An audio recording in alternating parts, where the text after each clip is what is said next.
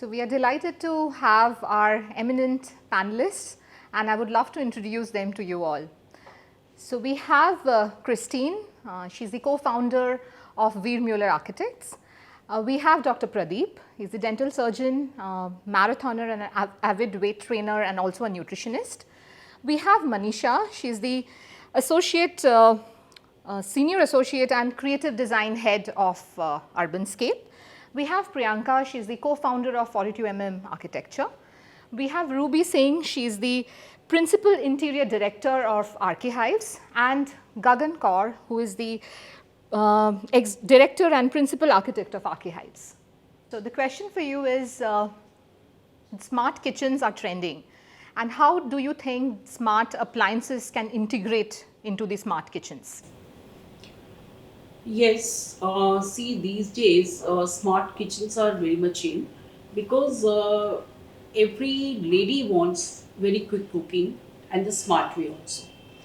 As ladies are more into the professional, either they are into the field or a doctor or a teacher or whatever.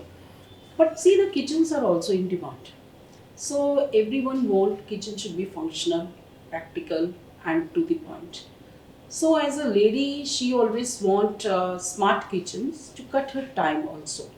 So if you talk about the smart hobs, so these days these hot plates are very much in, and they're very smart also. Like the previously people were using the burners, and they were quite time taking, and sometimes some of the other problems were in that. But these smart and touch panels are very much, and they're very quite easy also for a woman to work.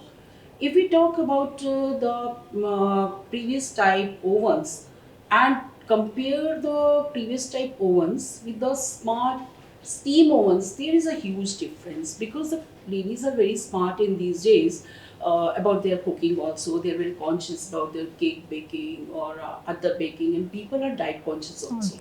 With the smart appliances, the lady can do multifunctions at time. Like she can run her cooking, she can do her baking, she can do her hot cooking, she can wash, she can do dishwasher also. Everything so this simultaneously is a smart way, yeah. This can is a happen. smart way you can say. Yeah. Christine, welcome again. So my question to you would be about the connected appliances. So how does this facilitate the personal household experiences? So first of all, I think appliances are an absolute integral component in our everyday lives, and they go beyond the sort of utilitarian aspect of just completing a job. They also simultaneously, especially within the context of India and the way our homes are run here, is they have to be able to cater and be used by a multiplicity of different individuals. Staff, children, adults, all need to kind of be able to access these appliances in different ways. So I think first and foremost, they need to remain robust, easy to use, and seamlessly integrated. Our next question is for Manisha. So the question here for you is about the energy efficiency of the appliances. So as a eminent interior designer, how do you take this topic, and how do you think the clients should be educated, and what's your insight about this? Automation has now become an integral part of interior design, and technology, is it's everything. Interiors is so tech driven now that whether it's about smart homes, smart appliances, smart kitchens, smart lighting, right? Everywhere we are becoming very conscious, and the whole exercise is to conserve energy, reduce our electricity bills, so that we have to do this favor to ourselves and to the environment, because we know the problems we are facing, the carbon emissions, the carbon dioxide emissions, and the whole world is talking about reducing the carbon footprint. Yeah, the carbon neutral. That is where our role,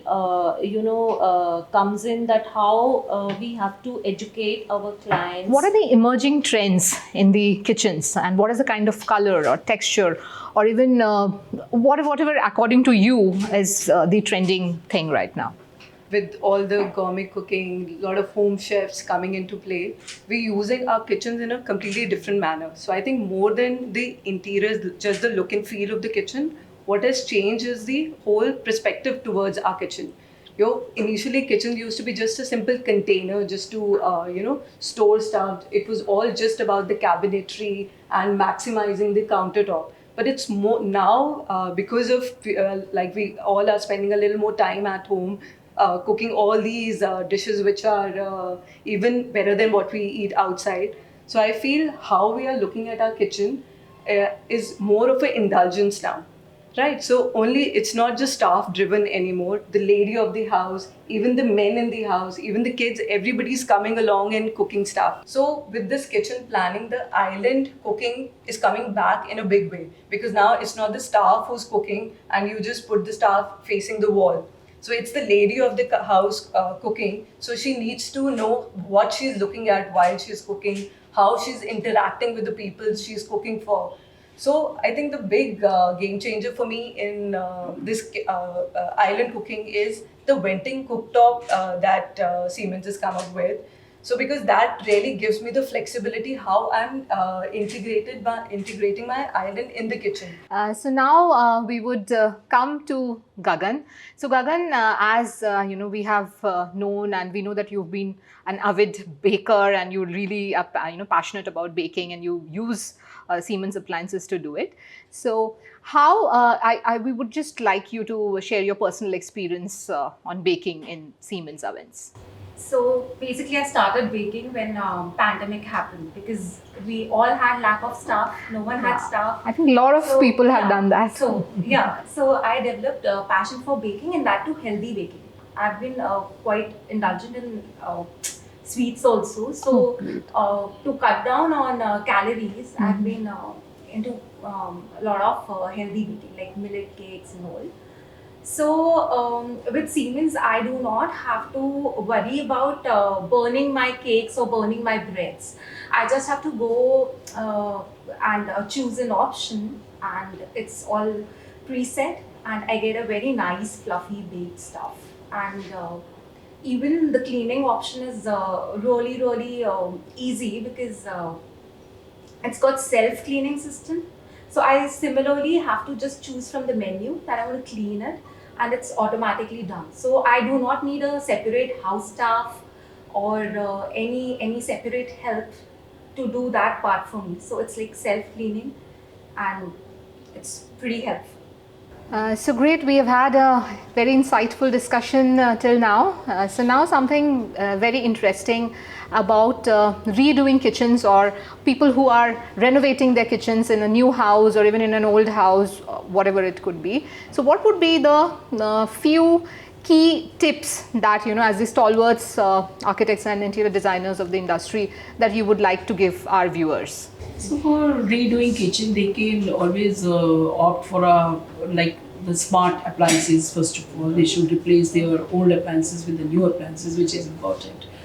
And they can always plan for a nice lighting system. Like earlier, we were having only a general lighting. So these days, we have a different type of lightings now. The ambient lighting. Lighting is very important for the kitchens, and because it should be well lit also.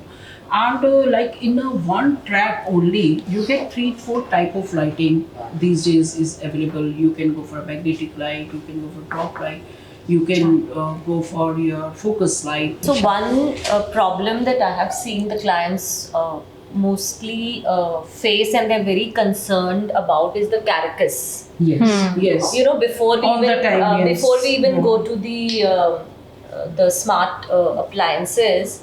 So what happens is, in India, because of our weather, because of the humidity and because of the dust or whatever, and even we have a lot of termite issues. Yes. So people are very concerned about the carcass, and especially if you see the sink area, which is the main problematic area of because the kitchen dampness starts from there.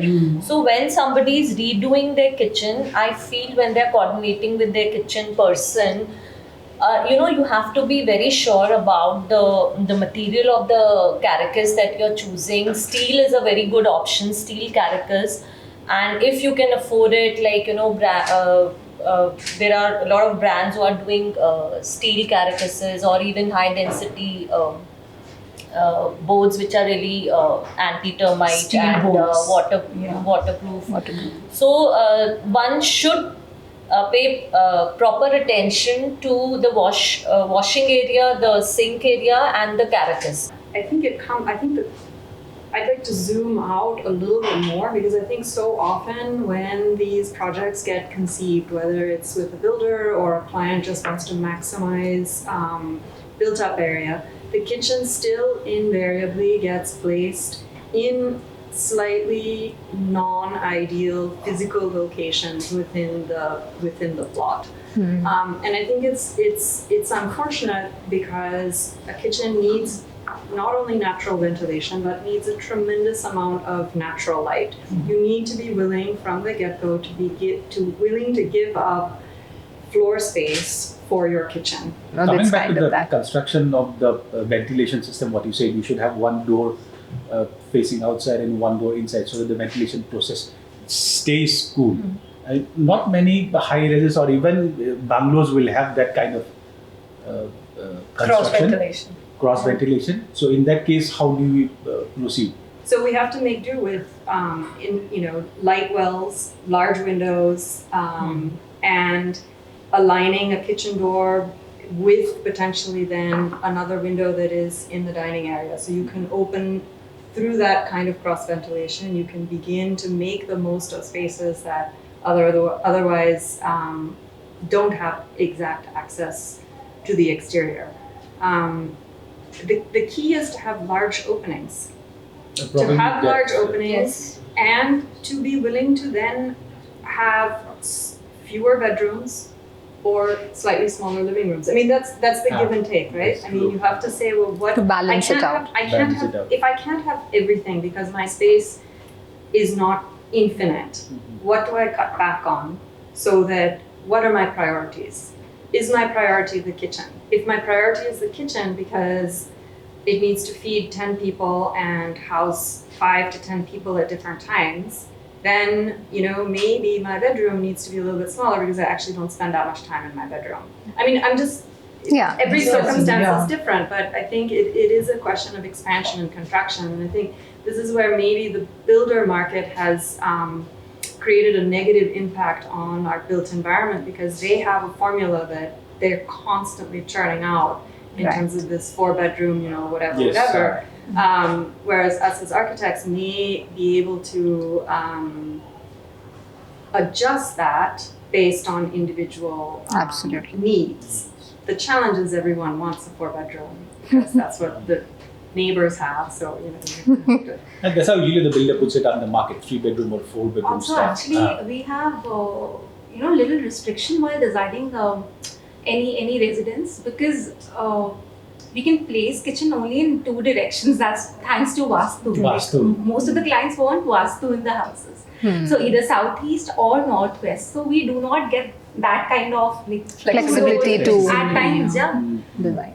And probably in those confined that's spaces, maybe the a very vent top, major that's problem where as a designer. that comes into play. Venting cooktop. That's true, actually.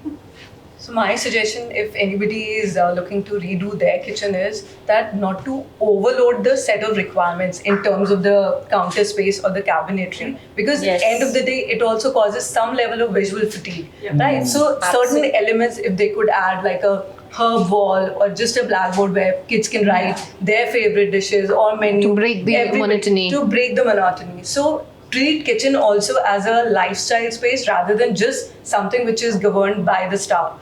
And invest a little in lighting also. Like we would go all out when it comes to a bedroom or a drawing room, but invest in mood lighting when it comes to kitchen also. Not just concentrate on the task light. Also have a little music bit also in the kitchen. I don't know if it's there in the appliances or not. We have everything personalized in appliances. Add a touch of music also, so that the whole experience is even more lively. Yes. Thank you everyone for your interesting insights on kitchen planning and the emerging consumer trends, and also how to look at the evolving kitchen space. So at Siemens, we are constantly changing, we are evolving so as to meet the emerging consumer needs and trends. So thank you everyone for joining in. Thank you, Sanchari. Thanks for conducting this workshop.